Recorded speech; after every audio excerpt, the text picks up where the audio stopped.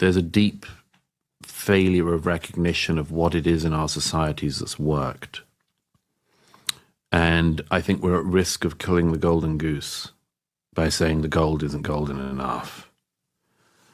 And the things that work in our society are very fundamental.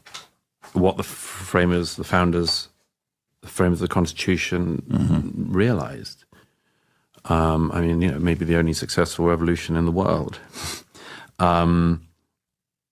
They realized that things like freedom of conscience, freedom of speech were absolutely the bedrocks.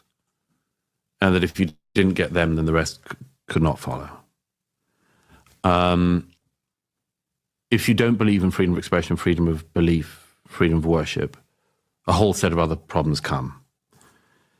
They essentially, as I see it, fall down to the fact that if you are in error, you cannot correct it. If you are in an error, you cannot correct it. Unpack that. So this is what John Stuart Mill, for instance, one of the great philosophers of liberty, unpacks in one of his most famous works, On Liberty.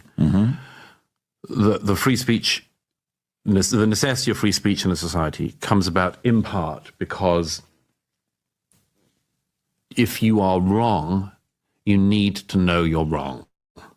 So, for instance, if you're doing the economy, if you're running the economy and it's not working, instead of keeping on allowing it to not work, you have to have your ears and eyes open for a system that works. And it's one, by the way, one of the interesting things I find about markets guys in general is their ability to pivot.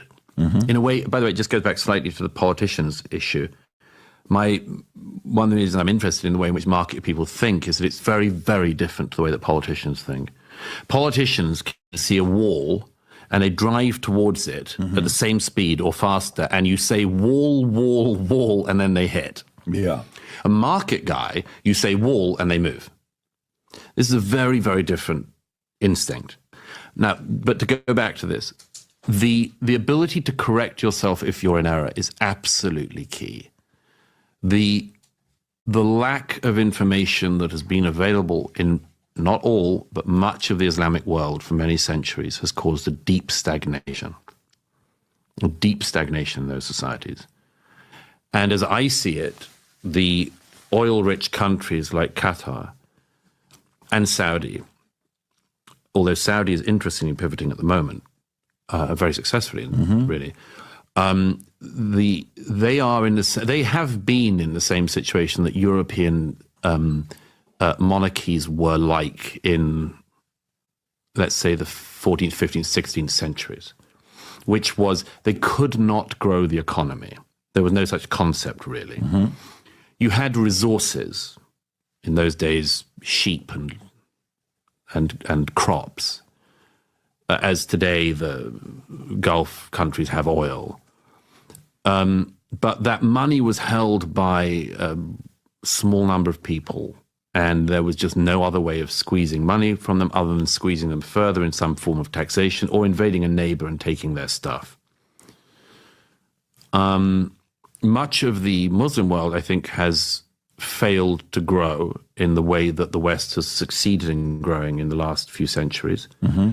And this causes many things. One of them is a deep resentment.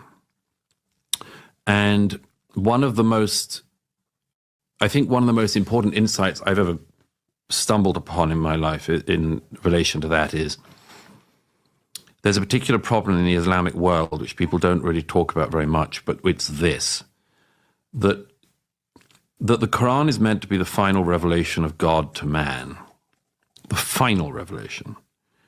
There is none after it. And all the revelations that come before in the Abrahamic religions are part of Islam.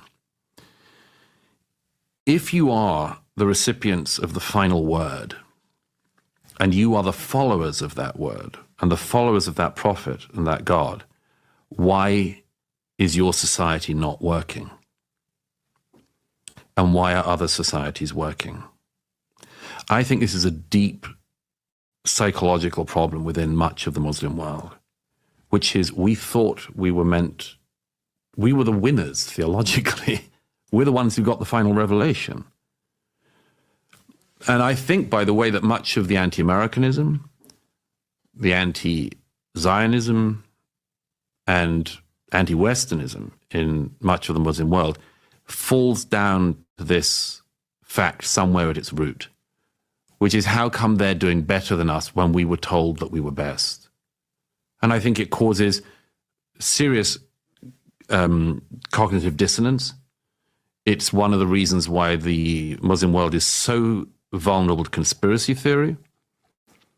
It's why when a shark attack happened at Sharm el-Sheikh 10 years ago, the local authorities said that the shark that had eaten the bather at the most popular tourist resort in Egypt had been sent by the Zionists. This is like seeing the hand of the West. So it goes back to our earlier conversation.